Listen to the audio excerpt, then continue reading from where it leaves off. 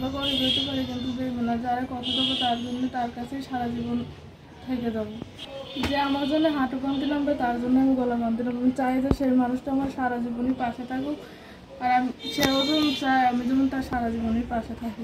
আচ্ছা, যদি বিবাহিত হয়, মনে করেন হঠাৎ বিবাহিত হইলো কিন্তু মনটা ভালো, সেক্ষেত্রে আপনি বিয়ে করবেন? হ্যাঁ, সে বিবাহিত হোক আর অবিবাহিত। দর্শক, আপনাদের প্রীতীয় শুভেচ্ছা জানিয়ে শুরু করছি আমাদের আজকের প্রতিবেদন। তো দর্শক, দেখতেই পাচ্ছেন আমাদের সামনে এক আপু দাঁড়িয়ে আছে। আমরা তার গল্পটা শুনবো, জানবো আপু কেন আমাদের ইউটিউবের মাঝে আসলেন, তিনি কি বলতে চান। আপু আসসালামু আলাইকুম, ওয়ালাইকুম আসসালাম। কেমন আছেন? এই আছি ভালো। আপু আপনার নাম কি? বন্যা। মাশাআল্লাহ, দেখতে তো খুব সুন্দরী। বন্যা আপু থাকেন কোথায়? থাকি আড়াপাড়াতে। আরাপাড়া থাকেন। তো ইউটিউবে কেন আসলেন? এইটুকু কেন আসছি, কষ্ট করে আসছি। তো আমরা দেখলে তো মনে হয় না আপনার কষ্টে আছেন। চেহারা দেখলে কি আর কষ্ট বোঝা যায়? মানুষের মনে কষ্ট থাকলে সবসময় মানুষের হাসি মুখে থাকতে হবে। কষ্টের কষ্ট মনে বলতে। আচ্ছা, আর চেহারা দেখলেই বললো যায় না যে সে কষ্ট আছে, তার ভিতরে যেটি হয় সেটা মানুষই তো আর জানে না। তা তো অবশ্যই। তো আপনি কিসের এত কষ্ট একটু বলেন তো আমরা শুনি। এত বলছি যে বাবা মানে কষ্ট, বাবা রিক্সা চালাই তো ওর অ্যাক্সিডেন্টের ঘরের মধ্যে পড়ে গেছে, কাজ বাজ কোনো করতে পারে না। আমি নিজেই কাজ বাজ করে খাওয়াই। কি করেন আপনি? এই বাসা বাড়িতে কাজ করে খাওয়াই। বিয়ে শাদী হয়েছে? না, হয় নাই। ভাই বোন কয়জন? 3 বোন এক ভাই। বড় কে? সবার পরে আমি। তো তো অনেক বড় পরিবার। মা আছে না? মা আছে। মাও আছে। এত বড় সংসার কি আপনি একাই চালান?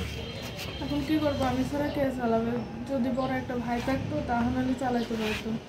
তো আপনার এই ভাইটাও ছোট, আচ্ছা আচ্ছা, চালাবে কি? না আপনি কি কাজ করেন?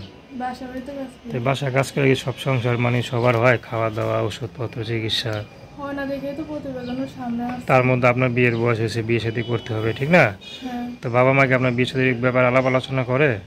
না, বিয়ে সাথে করতে গেলে তো টাকা পয়সার দরকার, টাকা পয়সা লাগবে না? বাবা মা চিন্তা করে না চিন্তা তো করে। কীভাবে মেয়েকে বিয়ে দিবে, ঠিক না? মেয়ের বয়স হয়ে গেছে। তো এখন যদি মনে করেন ইউটিউব দেখা মনে করেন কোনো পুরুষ আপনার দায়িত্ব নিতে চায়, মনে করেন, তাহলে আপনি কি বিয়ে করবেন? হ্যাঁ, করবো।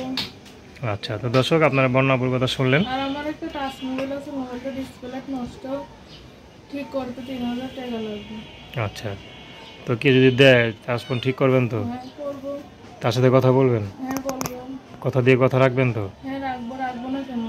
আচ্ছা, তো তার নাম্বারটা হলো 01962592428। আমি নাম্বারটা আবার বলছি 01962592428।